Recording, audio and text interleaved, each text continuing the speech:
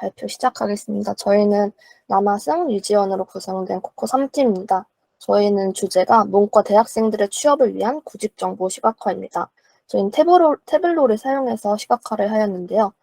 대시보드를 두 개를 만들어서 하나는 구인 구직 트렌드를 나타내는 대시보드, 또 다른 거는 공기업, 사기업 기본 정보 및 구직 정보를 나타내는 대시보드를 구현해 보았습니다. 저희가 주제 선정을 데이콘에서 했는데 데이콘에서 진행했던 대회를 바탕으로 주제를 정했습니다.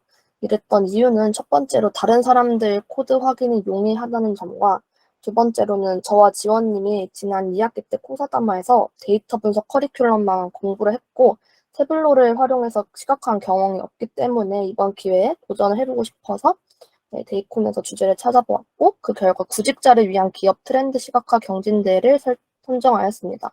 여기서 조금 구체화해서 문과 대학생을 위한 구직 정보 시각화를 주제로 선정하였습니다.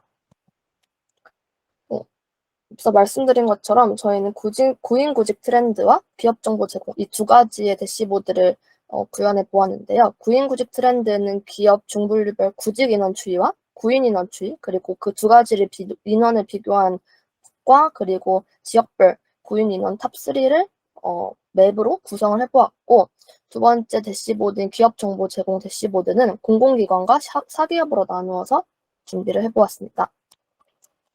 우선 구인구직 트렌드 같은 경우에는 고용정보원의 데이터를 활용하였는데요. 저희가 첫 번째로 직업 중분류별 구직 인원 추이를 이렇게 구현해 보았습니다.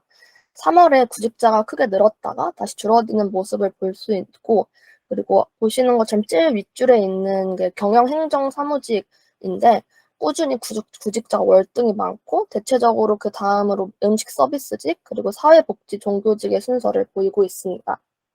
구직 인원 말고 구인 인원 같은 경우에도 역시 경영행정사무직이 압도적으로 그 수가 많았고 앞서 말씀드린 것처럼 음식 서비스직, 영업 판매직의 순서를 보였고 3월, 5월, 8월에 증가하는 모습을 보였습니다. 이때 아마도 상반기, 하반기 시즌이라서 구인 인원이 증가하는 것으로 파악됩니다. 세 번째로는 이 두 가지 인원을 비교를 해보았는데요. 구인과 구직 모두 아까 보셨던 것처럼 경영행정사무직에서 가장 인원이 많았고 그 경영행정사무직 같은 경우에는 구직 인원이 구인 인원의 2배 이상으로 가장 구직자가 많았습니다.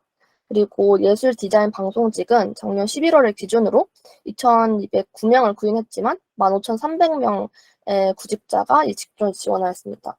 보시는 것처럼 빨간색이 구직이고 파란색이 구인인데 구인보다 확실히 구직 인원이 훨씬 많음을 알 수 있습니다.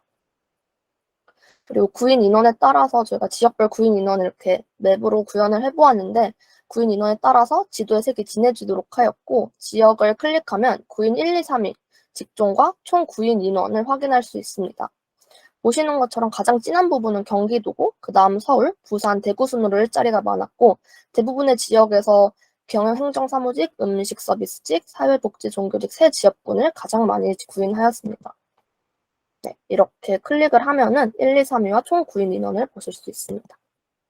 다음은 두 번째 대시보드인 기업 정보를 제공하는 대시보드인데요. 우선 첫 번째로 공기업 같은 경우에는 연봉, 그리고 신규 채용 인원, 육아휴직 세 가지 정보를 구성해 보았습니다. 첫 번째 공공기관 신규 채용 현황 같은 경우에는 알리오에서 제공하는 원본 데이터를 활용하였고요. 이렇게 시각화를 해보았습니다. 탑5에 랭크된 기관들 대부분 일반 대중들에게 익숙한 곳입니다. 한국철도공사, 그러니까 코레일, 그리고 코레일테크, 국민건강보험공단, 근로복지공단, 한국마사일 등 되게 사업 규모가 크고 국민 다수가 이용하는 서비스를 제공하는 곳으로 기관의 규모가 커서 많은 인원을 필요로 함을 알 수 있습니다. 1위 한국철도공사는 저희가 잘 알고 있는 코레일로 4위에 랭크된 자회사 코레일테크와 함께 국유 철도 사업을 담당하고 있고 전국적으로 거의 모든 국민이 지하철을 사용하기 때문에 그런 점에서 채용 인원이 많다는 점을 유추할 수 있습니다. 그래서 범국민적 서비스를 제공하는 공공기관이 채용을 많이 한다는 점을 알 수 있었고 직원 평균 보수 현황 역시 알리오에서 제공하는 원본 데이터를 활용하였고 다음과 같이 구현을 해보았습니다. 한국산업은행, 중소기업은행, 한국수출입은행 등 은행권의 평균 연봉이 높음을 알 수 있었고 행정 분야 전문 국가 로펌인 정부법무고용단, 그리고 최상위 국책 연구기관인 KDI 국제정책대학원 역시 아무래도 유명하고 그리고 많은 일을 하다 보니까 높은 순위에 랭크된 것을 생각됩니다. 그리고 마지막으로 휴직제도인데, 원본 데이터는 독립후생 제도였으나 모든 컬럼이 그 휴직제도와 관련된 것이었고, 업무상 공상, 업무의 질병, 그러니까 산업재, 그리고 병가와 같이 모든 회사에서 기본적으로 제공하는 대학생들에게는 도움이 될 만한 휴직제도 정보가 아니었기 때문에 그 부분을 다 삭제하고 육아휴직 데이터만 남겼습니다.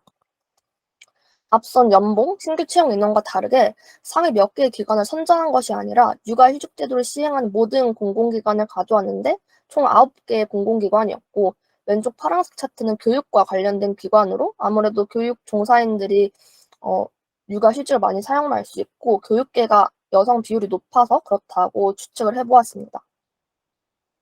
두 번째 기업 정보 제공은 사기업에 관한 것입니다. 사기업 역시 연봉과 그리고 평균 근속 연수, 정규직 계약직 비율, 그리고 마지막 부채 비율을 구현해 보았습니다. 우선 부채 비율을 제외한 나머지 정보는 대학 문과 전공을 고려해서 10개 내외의 사기업을 선정한 뒤 데이터 전체를 진행하였고, 저희가 선정한 기업은 삼성전자, 네이버, 카카오뱅크, SBS 등 모두가 흔히 들어봤을 법한 그런 기업을 선정하였습니다. 우선 1인 평균 급여액을 살펴보면은 카카오뱅크가 굉장히 높은 연봉을 기록한 것을 알 수 있는데, 그 이유는 아마도 스톡옵션을 챙긴 임원들의 연봉이 높은 것 때문이라고 생각할 수 있습니다. 그 이외에도 네이버, 삼성전자 등 대학생 선호도 조사에서 저희가 흔히 볼 수 있는 그런 높은 순위를 랭크한 대기업들 역시 높은 연봉을 갖고 있었고, 그리고 평균 근속 연수 같은 경우에는 저희가 이 데이터를 분석하기 전에는 산업별로 일관성이 있을 거라고 예상을 했는데, 실제로는 같은 산업 내에서도 그 기업마다 근속 연수가 달랐습니다. 이를 통해서 저희가 평균 근속 연수는 특정 산업군을 총합하여 추측할 수 없고, 연봉이나 회사 내 문화, 복지제도 등 그 직원의 충성도를 더 잘 이끌어내는 기업이 높은 수치를 기록함을 알 수 있었습니다. 그리고 다음으로는 정규직과 계약직 비율도 이렇게 분석을 해보았는데, 노랑풍선, 그리고 모두투어, 하나투어 같은 그런 관광업 같은 경우에는 계약직 비율이 압도적으로 낮았고, 그리고 방송사 같은 경우에는 계약직 비율이 굉장히 높았는데, 비정규직과 프리랜서 비율이 애초에 높은 산업이기도 하고, 캐스터, 자료조사, 수화 등 되게 다양한 부분에 있어서 프리랜서와 비정규직을 활용하기 때문이 그 이유라고 생각했습니다.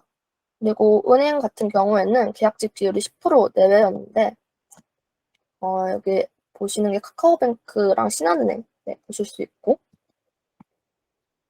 그리고 마지막 사기업 정보로는 부채 비율을 제공했는데, 부채 비율 같은 경우에는 금감원에서 제공하는 재무제표를 사용을 하였고, 저희가 부적정과 적정으로 나누어서 해봤는데, 부적정 같은 경우에는 부채 비율이 너무 높은 그런 기업 몇 가지와, 그리고 반대로 마이너스를 띠고 있는 그 기업을 선정했고, 적정은 저희가 앞서 선정했던 그런 대기업 몇 개와, 그리고 적정한 부채 비율을 유지하고 있는 기업 몇 개를 선정해 보았습니다.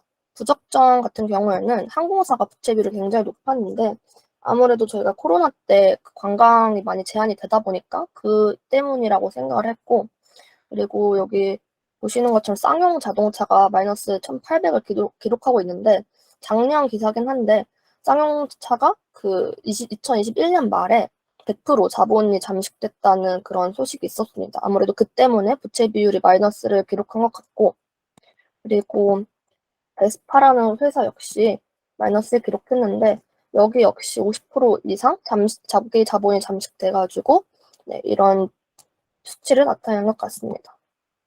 그리고 나머지는 웬만한 대기업과 그런 소비자를 직접 대면하는 그런 기업 같은 경우에는 큰 부채 비율 없이 원만한 네, 재무 정보를 보여주고 있었습니다. 그래서 저희가 마지막으로 느낀 점 같은 경우에는 저희가 데이터를 살펴볼 때 분석한 다음에 그 기업 정보를 한 번 더 살펴봤었는데, 구글링에서 나온 그런 기업 연봉이 저희가 분석했던 거랑 약간 다른 점이 있더라고요. 그리고 사기업의 경우 오픈 API를 이용해서 데이터를 크롤링 했는데, 몇몇 기업은 정보가 아예 없어서 정보 수집에도 한계가 있었습니다. 또 공공기관의 경우에는 모든 기업이 합쳐져 있는 데이터가 정확성이 떨어지는데 아까 연봉이나 그런 정보를 보여드린 다음에 저희가 한 번 더 구글링 서치를 해봤는데 실제와 수치가 좀 많이 차이가 나는 경우가 있었습니다. 그래서 저희가 생각했을 때는 로우 데이터가 모든 걸 포괄하지 못해서 그런 것으로 보여서 이런 점이 조금 아쉬웠고, 그리고 하나 더 덧붙이자면 저희가 앞서 말씀드렸던 것처럼 지난 학기에 코사다마에서 데이터 커리큘럼, 분석 커리큘럼만 들어가지고 태블로에 대한 그런 정규적인 커리큘럼을 듣지 못해서 조금 태블로 시각화가 미흡했던 것 같습니다. 그래서 다음에는 좀 더 심화적인 전문적인 강의를 듣고 시각화를 한번 해보고 싶다는 생각을 했습니다. 네, 이상 발표 마치겠습니다. 감사합니다.